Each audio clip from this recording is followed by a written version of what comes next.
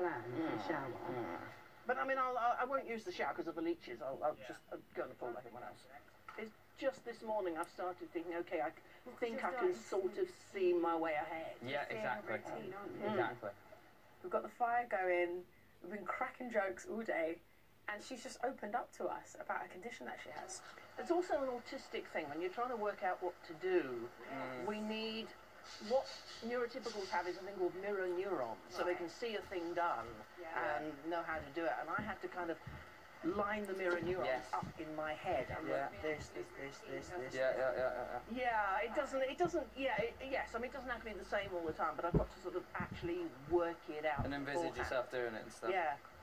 I had read about Anne's autism, and I wish I thought last night, of course, this is a typical autistic thing to do. She's sitting, she's trying to process all these new surroundings. I get it completely. She was trying to figure out what the hell she's doing here and how to move forward, and she's obviously started to get a little bit of routine now because she's happier. So, and what I read was you didn't realise till you were older. Yeah, it wasn't until 2003 when I was 45. Really? So, yeah. So you got tested? Yeah. And they said yes? Yeah. Well, I didn't raise the autism issue because it's not something I... By the way, I want you to know I have this interesting disability which you have to accommodate. And I try not to do that. But, you know, if someone else raises it, I make it quite clear and I'm happy to talk about it.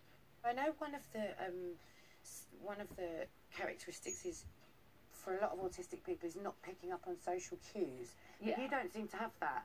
No. I hope I don't. Oh, you don't. Oh, good. You don't. No. I mean, that's something that I've sort of worked on. As a teenager, I was absolutely useless at it. So is it more a case of you've had to go, I should feel like this, so I should act like this, because that's how I'm supposed to react sort of. right now? Like, I'm actually perfectly happy for the rest of you to be building the fire and boiling ice. Yeah.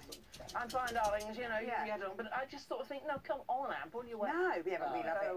But that's what I mean. So you do pick up on social cues, definitely. Yeah, I hope I do. I really appreciate how nice and sympathetic they've been to me and how supportive they are. And it was nice that they said that I actually pick up social cues, because I'm never quite sure that I entirely do. So that was nice to know. I do. I find Asperger's and autism fascinating. I always have. I don't know why. It's interesting. There's a sense in which something like OCD is almost more interesting. You know that I'm fully diagnosed OCD. Are you? Fully diagnosed. Are you? Yeah. Didn't know that. Oh yeah, baby. I'm much better now. How the hell are you doing this? Because I'm not too bad with cleanliness and all of that. I don't do any of the rituals anymore. I used to be a real light switcher. Tap checker, and I would spend hours doing it. It's almost the complete opposite of you, because yours is all logical and mine's all illogical. I'm glad she's opened up about it, because then she can say, look, I'm just having one of my moments, because she's just got such a lovely nature, and I think people don't realise that because she plays this alter ego that's like meanie. I don't think you seem at all... No, I mean, like, I didn't know anything. I wouldn't know meeting you. There are things. I mean, if you saw my house, you'd know there was something very wrong. Really? A hoarder? Absolutely, and messy. I mean, an OCD person would not like my house. And it's just sort of, I just get overwhelmed with all the things there are to do. Yes. And I'm like, I have no idea. So then you just leave it.